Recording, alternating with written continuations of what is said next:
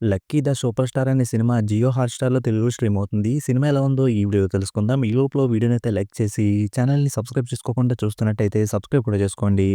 ఈ సినిమా అంతా చూసాక నాకైతే సింపుల్‌గా బానే ఉందనిపించింది. ఈ సినిమా స్టార్టింగ్‌లోనే ఆ డాగ్‌కి సంబంధించిన ఎమోషన్‌ని, అలాగే ఓ పాప క్యారెక్టరైజేషన్‌ని, వాళ్ళ ఫ్యామిలీ ఎమోషన్స్‌ని కనెక్ట్ అయ్యేలాగా బాగా చూపించారు. ఇంక తర్వాత నుంచి అయితే సినిమాలో ఆ ఎమోషన్ కంటిన్యూ అవుతూ వచ్చింది. అదైతే బాగా అనిపించింది. అలాగే సినిమాలో చాలా వరకు సీన్స్‌లో ఫన్ కూడా బానే అనిపించింది. ఇంక సినిమా సెకండ్ హాఫ్ వచ్చేసరికి సినిమాలో ఉన్న డాగు రాజకీయ నాయకుల దగ్గర చేతులు మారుతా ముందుకెళ్తా ఉంటది. అలా వచ్చే సీన్ చూస్తున్నప్పుడు నాకైతే 'రవిబాబు' గారు తీసిన 'అదిగో' సినిమా గుర్తొచ్చింది. ఆ సినిమాలో కూడా ఒక పంది కోసం గ్యాంగ్‌లన్నీ గొడవ పడతా ఉంటాయి. కానీ ఆ సినిమాలో అయితే గ్యాంగ్‌లు ఎక్కువైపోయి చాలా వరకు గందరగోళంగా ఉన్న ఫీలింగ్ వస్తది. కానీ ఈ సినిమాలో అయితే అలా జరగలేదు. చాలా వరకు సింపుల్‌గా బానే చూపించారనిపించింది.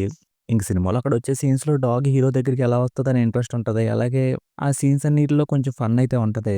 కాకపోతే సినిమా లాస్ట్‌కొచ్చేసరికి కొంచెం ఎక్కువ సేపు సాగదీస్తున్నారనే ఫీలింగొచ్చింది. ఇంక సినిమా ఎండింగ్ అయితే బానే ఉంది.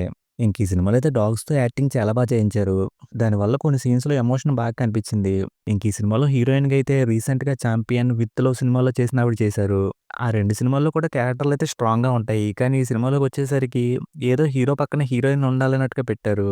ఇంక 'జీవి ప్రకాష్' గారు మిగిలిన క్యారెక్టర్‌లో చేసిన వాళ్ళు పెర్ఫార్మన్స్ అయితే చేశారు. ఇంక సినిమాలో వచ్చే సాంగ్స్, బ్యాక్‌గ్రౌండ్ స్కోర్ కూడా బావున్నాయి.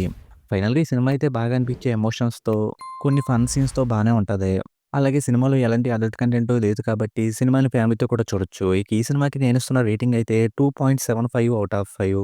ఇంక వీడియోని క్లోజ్ చేసే ముందు వీడియోని లైక్ చేసి, ఛానెల్‌ని సబ్స్క్రైబ్ చేసుకోకుండా చూస్తున్నట్టయితే సబ్స్క్రైబ్ కూడా చేసుకోండి.